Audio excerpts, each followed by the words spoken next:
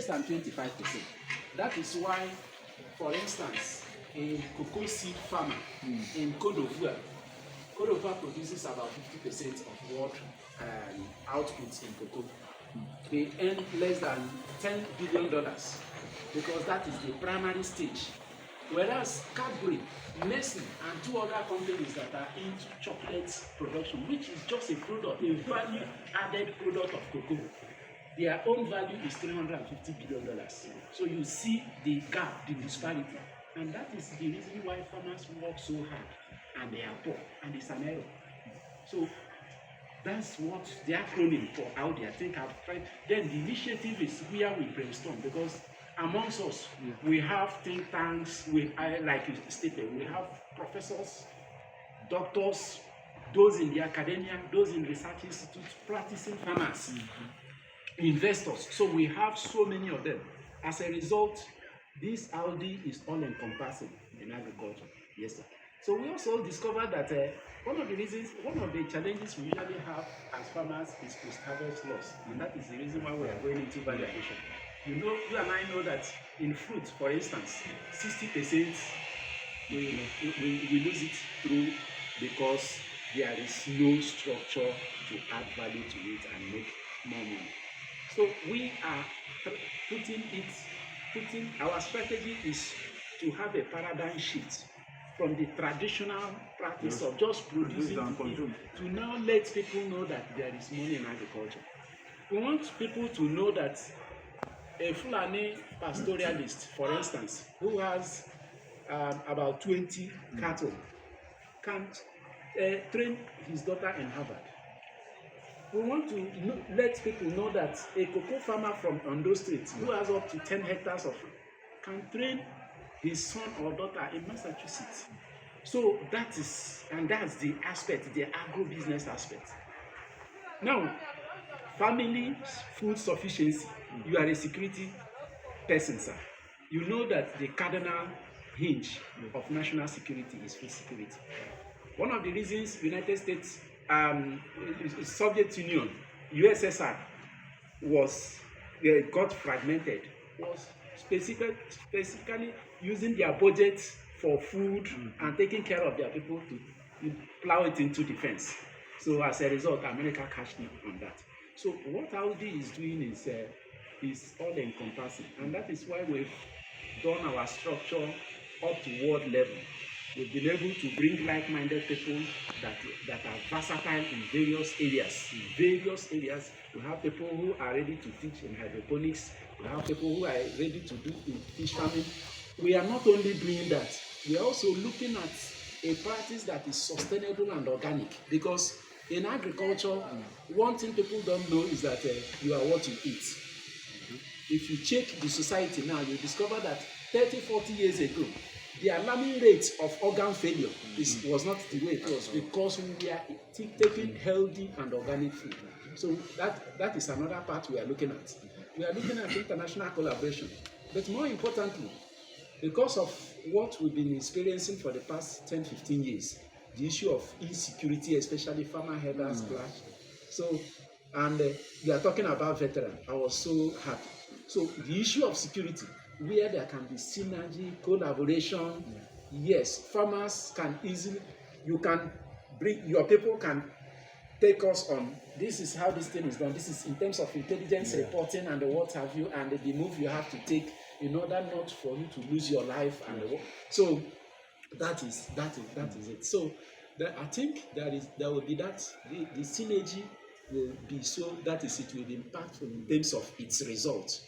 So we are for now, we have made our proposals to various states. In fact, when we visited Niger State, we are looking for 1,000 hectares. They said it's small. Because I know now, yes sir, you know that Niger State is about 8.5% of the total land mass of Nigeria. It is the largest state. In fact, it is bigger than the 5 southeastern states put together. So we are working, and we have, in our blueprint, we have done it in such a way that for the youth, what type of agricultural practice will be enticing and appealing for that youth to practice and still think smart? That's what we are looking for. Somebody who wants to retire, like the veterans you talked about, this public servant. How do we place agriculture, healthy lifestyle, and nature? Because for me, God, one of the first things God did was to do agricultural practice. So the more you, the type of fulfillment you'll be having every morning, you come out, you see this tree, it gives you oxygen. You know there is that relationship, interrelationship. So it's different from somebody who is in a place that does not have all these. So we are like-minded and forward-thinking organization, and personalities like you are the type of people we want, so that we will move this country forward. Because you have discovered that our problem is not that is what is upstairs. A Nigerian who made top class here gets abroad and become a first class material, telling you that we have the capacity. For land, we have about 90 million hectares. Of that 90 million hectares, we have only cultivated less than 40 million. The rest are still there, and they are all arable. So for the weather, we have weather, any crop that, we can grow apple here. I was telling somebody the other day that any crop you grow anywhere in the world, because God has blessed us. We want crop that can grow in temperate area. You go to places like Plateau State, you go to places like AAWDI, places like Mambila. Those are high altitude area, and the higher you go, the cooler it becomes. So we have it, and what is the problem? So this platform should be a platform that we synergize with like-minded personalities and organizations like you to be able to move this country forward. Thank you very much, sir. No. All right, I know before you come in, let me also draw attention to something very cardinal, which is also a focus point of AAWDI as well. One of the factors that is also causing food shortage now is areas prone to disasters, such as flooding, areas prone to insecurity, like act of terrorism and so on. Like Benue, for example, they are predominantly farmers. Yes. But the same people that are supposed to farm and contribute to the food bank of Nigeria have been displaced into IDP camps. And sometimes even the government has been trying to take care of them, but they won't be able to take care of them as much as NGOs, like you said. You can see the incriminating label from the US on the USAID recently, how they are also complicit in the whole issues we're having as well too. So AAWDI also intends to also using the silos. They talked about silos and storage facilities, to see how we can also partner with the local community who are AAWDI members there, to also have this food stored. You understand that part of it can also go to these people who are already in IDP camps. They are farmers, but they don't have the means of going to farm again because of fear of being killed on the farms. And or some of those people who have farmed expecting their harvest, flood from nowhere, maybe because they released the dam from Cameroon, probably must have come to wipe away their food. Certainly, as Nigerians, as humans, they also need to eat food. You know, these are part of the mandate of AAWDI. You see how we can also collaborate with relevant authorities, relevant governments, relevant communities, to see how we can also get the required funding as well to make that happen. You understand? So I told them that we can meet you when we meet you too. You have been into it. There are challenges you may have recorded, and there are successes that you may have also recorded. That area of collaboration is what is very key in this discussion. Thank you, sir. Thank you too. It's so nice that you are here. And this gentleman, Mr. Sam, is a civilian, then a soldier patient. In fact, when I wrote my Facebook, I was writing about everything about soldier. And I asked him, your dad was a soldier. Tell me a story about your barrack life. And he wrote this piece that I had to include in that my book. What did I say was a soldier voice, a barrack voice story. Because when you grow in the barrack, you understand exactly what happened to you. So he wrote that piece, which was from it. Me, I was not a barrack boy. Yeah. I just enter and become officer. It's a different perspective than a barrack boy. And when he brought that his perspective, I said, yes. So when we started this our NGO of caring for soldiers, he understood the thing, and he's been with me all along. So, but most of the thing we do online, I do. So whatever we have said here is been part of it. Thank you. I think You are it's, contributing your quota. God bless you. I think it's nice that you guys have come. Engineer, thank you very much. You're welcome, sir. Because without you, this relationship will not come. Exactly, sir. And based on what you have said so far, I think there are so many areas that we can collaborate. See, we are already talking here now.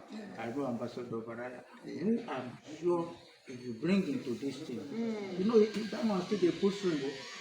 Hey, I know him as a very powerful man from the outside. they push He through. is pushful. Yes. Baraya is a pushful man. We can't wait to have our first meeting with him. Ah. Then we When I must tell take him, I you. mentioned to him that Ambassador Nick Ella Yeah. is with us. He's Kia because they are almost. Then we now take it to our that man in charge of the corruption center is our chairman of the think tank. And we relate well. Oh, wow. So if me and Baraya just go there and say, oh God, this is what we want. He told us, he said, now I am here. The only thing I can help you is when you have candidates that want to join correctional center, civil defense, fire, and one other Immigration. Immigration. Yes. I have candidates to go. I will tell us, we will do more than bringing candidates. Yes, sir. There are many things to do. Yes, sir. Many The things. man used to be ADC to General Abayomi. Oh, wow. Yes, down the church, MB Jubre. So we are already started. Starting abroad. We know where we are going. So I think now the way forward is just continuous engagement. I have accepted but one man can never make a chorus. Sam, what did I say? What was that? Let us hear from Sam first. Yeah. Sam, tell us something. Well, from my own perspective, like you said, I have my own different views about everything. And from where I'm sitting, I'm seeing everybody here like two giant forces coming together in synergy. That's what I'm seeing. Because we are on one side trying to campaign for veterans, and I noticed that war is really very difficult. Exactly. Because most of them are not stable. Already I destabilized. Trauma, they are tried passing to through. work with some of them, and I found out that it was quite difficult. Because one is shouting at you for no reason. For no reason, he is angry. Then I have to employ my own barrack anger.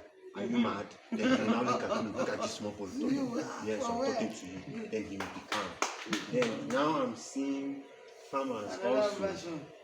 It's something remarkable actually, because farmers come in, like the one that is interesting is where you are being paid, where you have your own microfinance, and you open an account for them when you farm, and then you have some Micro pension arrangement. pension. That I've not heard of that one. That one is loudly put, seriously.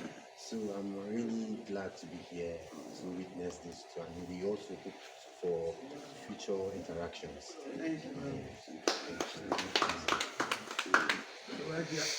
I better check that my phone whether I don't check.